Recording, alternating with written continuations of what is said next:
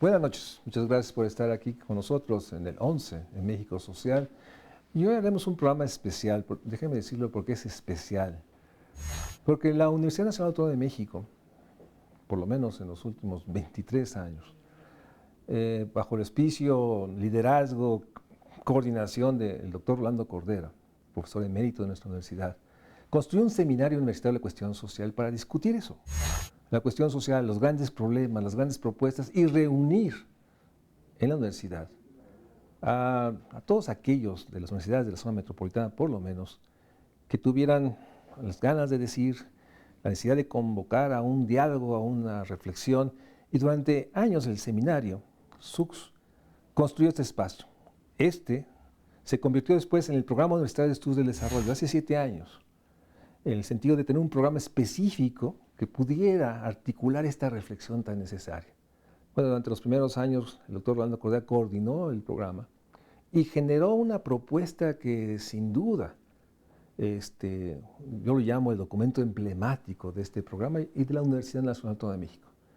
En todo ese proceso, Enrique Provencio, investigador entonces del programa universitario, hoy coordinador del PUED, ha liderado y ha coordinado lo que para mí se vuelve un documento fundamental nuevamente en la posibilidad de renovar toda una propuesta que construya, como decimos, un nuevo curso de desarrollo.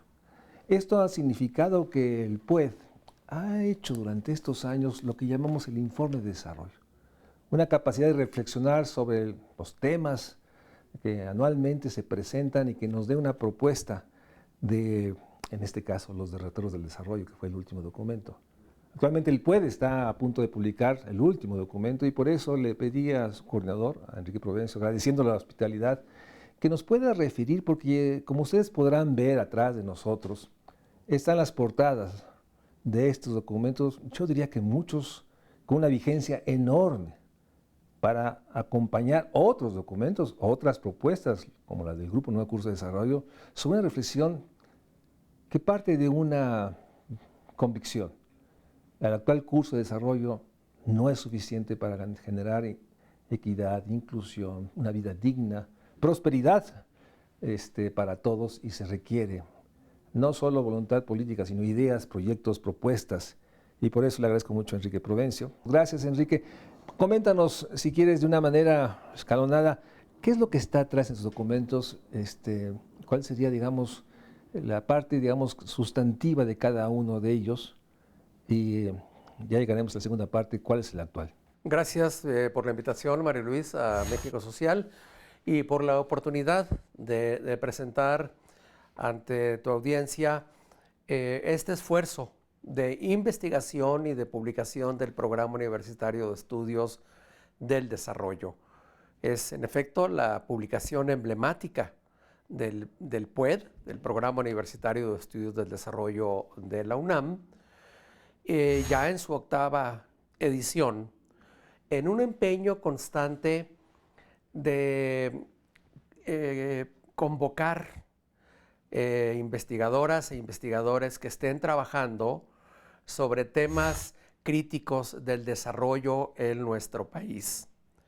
Hemos abordado en este periodo en el que hemos publicado el informe del desarrollo, primero una reflexión para ponernos al día sobre cuál es el concepto y el significado vigente del desarrollo como aspiración. El primero, de 2015, en los temas clave en los que se trabaja en el Programa Universitario de Estudios del Desarrollo, que son la desigualdad, los riesgos sociales, la pobreza, la propia macroeconomía del desarrollo, entre otros. Y pasó el tiempo a partir de esa primera edición de 2015 y fuimos abordando diferentes elementos que cobraban importancia en su momento. Por ejemplo, perspectivas del desarrollo al 2030. ¿Este fue? Este fue un esfuerzo para pensar qué teníamos que hacer en México para lograr que los objetivos de desarrollo sostenible que adoptamos junto con Naciones Unidas realmente se cumplieran. Cómo había que acelerar el esfuerzo, por ejemplo, de crecimiento del ingreso de la población para llegar a esa meta, reducir la mortalidad materna, lograr una perspectiva de género, lograr los objetivos de la erradicación del hambre, entre otros. Y era una visión prospectiva para si acababan de aprobar los objetivos del desarrollo sostenible. Sí. Después intentamos un planteamiento 2019-2024. En el cambio sexenal. Con la idea de presentar ideas concretas de lo que se podía hacer. Con una participación de un grupo muy numeroso de personas, abordando 30 temas con ideas estratégicas. No los detalles, pero sí el contenido y la dirección de la acción. Déjame detenerme en porque como parte del PUES, muchas de las ideas aquí siguen siendo vigentes. Definitivamente. Muchas de las ideas de este planteamiento que hicimos y que estuvo circulando sobre todo 2018-2019 siguen vigentes porque son ideas que se refieren a los temas estructurales. De ese documento sacamos una síntesis que le presentamos a la Secretaría de Hacienda para el Plan Nacional de Desarrollo 2019-2024. Lo estuvimos trabajando mucho con la Cámara de Diputados para alimentar el debate del Plan Nacional de Desarrollo. O sea, no solo es la construcción que ya nos platicarás de ello, sino sí hay por parte del PUED una intención política, es llegarlo a los actores políticos. Definitivamente, María Luis, y de hecho es uno de los mandatos que tiene el PUED, porque los programas universitarios son para enlazar mejor el conocimiento de diferentes áreas de la universidad y ofrecerlo a la sociedad, a los grupos, a los actores políticos, a las cámaras del Congreso, al propio gobierno. Es un esfuerzo de vinculación, de puente entre el trabajo universitario y el desarrollo. En ese sentido, déjame enfatizarlo, o sea, el PUED sí tiene la vocación, digamos, de volver sus ideas, sus propuestas en consideración de la política pública. Sí hay una intención, no es solamente publicarlo para tener un registro, digamos, para cada investigador tenemos que tener un registro de publicaciones. Sí hay una intención de hacer política con el conocimiento que se está aquí. Por supuesto. Se trata de que las colaboraciones que vienen en estos informes no solamente cumplan con el rigor académico necesario y obligatorio de una publicación universitaria, sino que vayan intencionalmente dirigidos a ofrecer un conjunto de opciones que le permitan a tomadores de decisiones o a legisladores o a organizaciones que necesiten más ideas para cabildear o frentes o redes sociales para promover iniciativas. Y por eso, como programa universitario, esta publicación nos permite, bueno, de hecho todas las del PUED, pero esta como publicación emblemática nos permite ofrecer elementos a grupos sociales. Por ejemplo, en las redes que promueven la reforma fiscal donde participamos, o en las iniciativas de la transición hacendaria donde participamos en 2021 y 2022 con diputados, y así en otros temas. Pero en ese sentido, estos documentos no solo son investigadores del PUED. No. O sea, el PUED logra esto que nos decías, articular a otros, digamos, académicos, investigadores, no solo del PUED. Sí, claro. De hecho, en este proceso de formulación del informe del desarrollo, que es el nombre genérico que tiene la colección, hemos invitado a investigadoras e investigadores de más de 30 instituciones distintas a la propia universidad. Y eso nos permite trabajar con investigadores de la Universidad Iberoamericana, del Colegio de México, la Universidad de Guadalajara y muchas otras instituciones de dentro y de fuera de la UNAM. Por ejemplo, en el informe Horizonte 2030 para el Desarrollo, que es el que estás actualmente trabajando. Claro, el más reciente y que va a ofrecer propuestas de desarrollo para el periodo 25-30.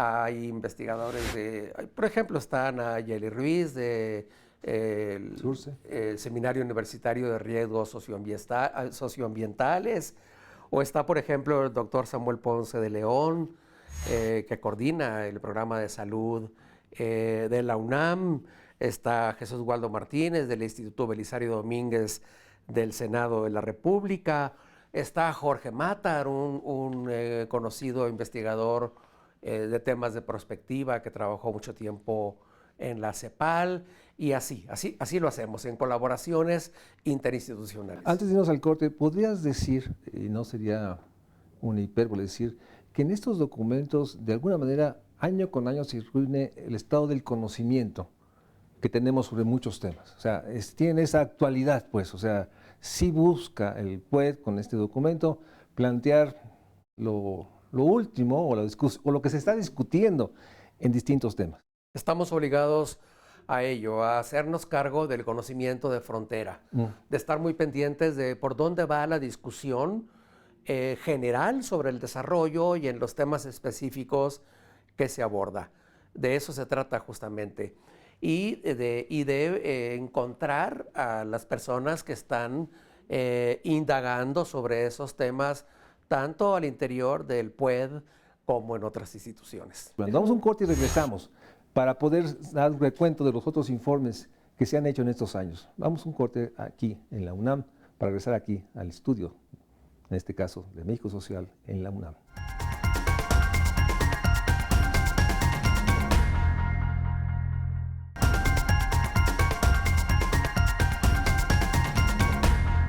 Gracias por seguir con nosotros. Estamos aquí en el Programa Universitario de Estudios de Desarrollo, en la UNAM, grabando México Social para el 11.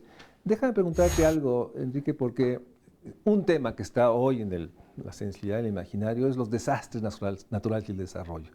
Me gustaría que nos reseñes si en alguno de ellos se ha abordado, porque más que nunca tenemos que ponerlo como uno de los ejes. Los desastres naturales de los últimos, en estas décadas, han marcado el desarrollo y requieren una centralidad. Tú lo has hecho desde tus líneas de investigación del territorio y sustentabilidad, pero me gustaría si alguno de estos documentos ha tocado el tema. Sí, Mario Luis.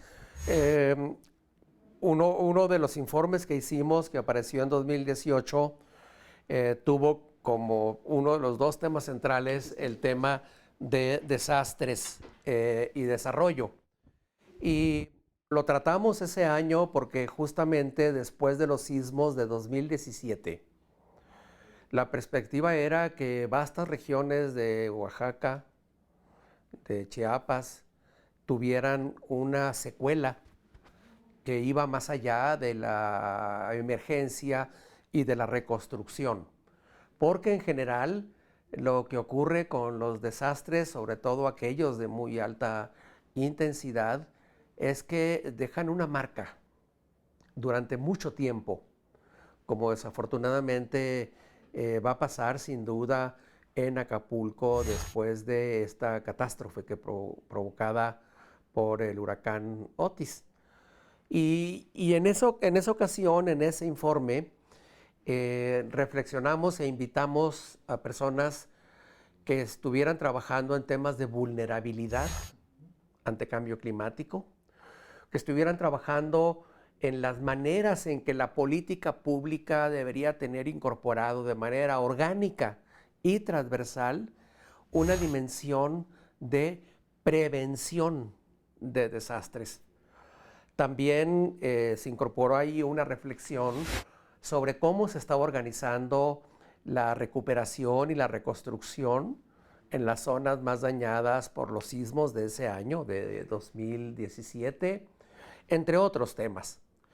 Y el énfasis lo colocamos en la manera en la que el desarrollo en general debe tener de manera permanente una componente que nos permita reducir la vulnerabilidad, es decir, la susceptibilidad en la que la sociedad se encuentra ante amenazas o peligros y que constituyen, junto con el grado de exposición, el grado de riesgo de una sociedad. En ese sentido, déjame preguntarte, ¿podríamos sostener que este documento, este informe en particular, tiene una vigencia enorme hoy en día? Sin duda alguna, tiene una gran vigencia y por fortuna la colaboración que la doctora Nayeli Ruiz hizo para el informe más reciente, que se llama Horizontes 2030 para el Desarrollo, sobre reducción de riesgos socioambientales, aporta una lección muy importante sobre la necesidad de que México nunca ceda y mucho menos retroceda en la necesidad de que mantengamos una alerta constante, de que enfaticemos la prevención, de que invirtamos lo suficiente en el conocimiento de los riesgos, de que nos preparemos de manera adecuada, no solamente ante los tradicionales riesgos sísmicos o hidrometeorológicos o tecnológicos, sino ante aquellos riesgos que llevan trazas de incrementarse para los próximos años como consecuencia del cambio climático. Ahora me gustaría que nos comentaras, porque tú has sido una gente que lo ha trabajado intensamente, el tema de la perspectiva regional. Hay un informe sobre eso que creo que nuevamente tiene una enorme vigencia, porque nuestro país, como tú lo has dicho muchas veces en distintas, es un país de regiones. En ese sentido, háblanos sobre la pertinencia de este documento. Sí, dedicamos un informe que nos tocó hacerlo en plena pandemia, en el 2020, por cierto, a dar una explicación de cómo son tan heterogéneas y diversas las dinámicas de las grandes regiones mexicanas. Recuperamos aquí la tradición del gran geógrafo Basols, usamos su regionalización de hecho, y en muchos aspectos, en el cambio climático, en la pobreza, en la desigualdad, en las dinámicas económicas, hicimos una especie como de radiografía de las realidades regionales en México. Es fundamental. No hay política nacional de desarrollo que no pase por una política regional y local de desarrollo. En lugar de ser un país que se integra regionalmente, tú has documentado, de hecho has escrito la enorme realidad de que el país empieza a abrirse entre regiones. ¿Qué quieres decir cuando dices eso? Lo que queremos enfatizar y lo pusimos en ese informe es que a partir de la época de principios de los 90 en adelante, la gran apertura y el Tratado de Libre Comercio, la dinámica de las regiones se polarizó. Por un lado, la de las entidades federativas que se acoplaron y se incorporaron con relativo éxito a las corrientes de incremento de las exportaciones. Y por otro lado, otras entidades federativas que no encontraron en la dinámica exportadora un impulso suficiente como para acelerar sus economías. Y eso provocó una profundización de las brechas del desarrollo en México. Y esa profundización de brechas estaba todavía vigente hasta 2019-2020. En años recientes, la inversión por los grandes proyectos de infraestructura en Tabasco y otras regiones del sureste, al parecer empieza a, por lo menos, a frenar esa profundización de la brecha. Pero hay que considerar que si México tiene un mayor dinamismo por el nearshoring y la atracción de inversión en los próximos años, deberíamos buscar que no se reproduzca el fenómeno del Tratado de Libre Comercio, que contribuyó a la profundización de las brechas regionales. Te lo oí a ti, es que el sur-sureste se empieza a quedar muy rezagado del norte-centro, donde hay una dinámica exportadora, vínculo a Estados Unidos, y México se empieza a abrir a la mitad. Eso es lo que está... definitivamente, porque no nada más por la dinámica de la exportación tan diferenciada en el territorio, sino porque la crisis petrolera también contribuyó mucho a la ampliación de esa brecha regional. Pero el punto clave es que en los próximos años no repitamos el error de abandonar las regiones que no estaban enganchadas al dinamismo exportador. Háblame de porque parece ser que el nombre, Coordenadas para el Debate del Desarrollo, parece que hoy más que nunca necesitamos coordenadas para el debate de desarrollo. ¿Qué hay aquí? Un intento de capturar la riqueza del debate que se está dando en el mundo sobre hacia dónde debe ir el esfuerzo de los países por no caer en el estancamiento. Y lo que hay ahí es una perspectiva que nos permitió ver cómo han surgido muchas ideas, cómo se ha renovado la teoría, cómo se ha incrementado, digamos, el propio pluralismo metodológico y cómo hay una gran efervescencia por pensar nuevas maneras de que el mundo prospere de manera incluyente. Y cómo hacerse cargo de que ha habido muchos avances tecnológicos, pero también han surgido muchos problemas que están amenazando el futuro, no solamente por la mayor violencia y la conflictividad, sino por nuevos riesgos sociales, por nuevas amenazas que han surgido con el cambio climático y la pérdida de biodiversidad. Y todo eso ha dado lugar a una renovación de concepciones. De hecho, hay una efervescencia en el pensamiento buscando mejores explicaciones sobre hacia dónde vamos.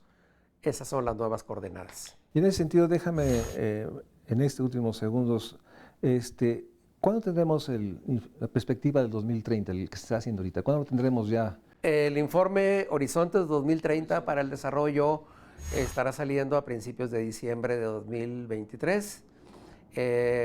Estará a disposición del público en la página web. Se va a presentar como todos los informes. Se va a presentar como todos, no solamente en la universidad, sino también en las ferias del libro, en otras universidades y ante los grupos que estén interesados en los temas. Por último, acabas de tener un México Social. Cada año hay un coloquio. El coloquio México Social, que se realizó en esta ocasión la segunda semana de octubre de 2023, fue el coloquio 16º, porque heredó un coloquio que ya se hacía antes de que existiera el PUED. Ajá. ¿Y esos materiales están también disponibles? Están disponibles todos en la página web, no todos publicados, pero la página web del PUED, pued.unam.mx, está a disposición con todos esos materiales. Pues bueno, en este sentido creo que difundir el trabajo que hace el PUED, la UNAM, que es finalmente el informe de desarrollo que hace la UNAM a través del PUED, se ha convertido en un documento, digamos, que sintetiza, como muchos otros, la enorme convicción de la universidad de estar en los problemas nacionales, dar planteamientos y de entrar, como nos dijo Enrique Provencio, al debate, a la discusión y propiciar la mayor cantidad de encuentros para dialogar y déjame decirlo, pero lo que vamos a decir recientemente, los Méxicos Sociales es la construcción democrática de las ideas para un desarrollo que permita garantizar prosperidad, inclusión y sobre todo paz y justicia. Enrique Provencio, muchas gracias por la hospitalidad. Mario Luis, muchas gracias. Buenas noches, gracias a todos por acompañarnos.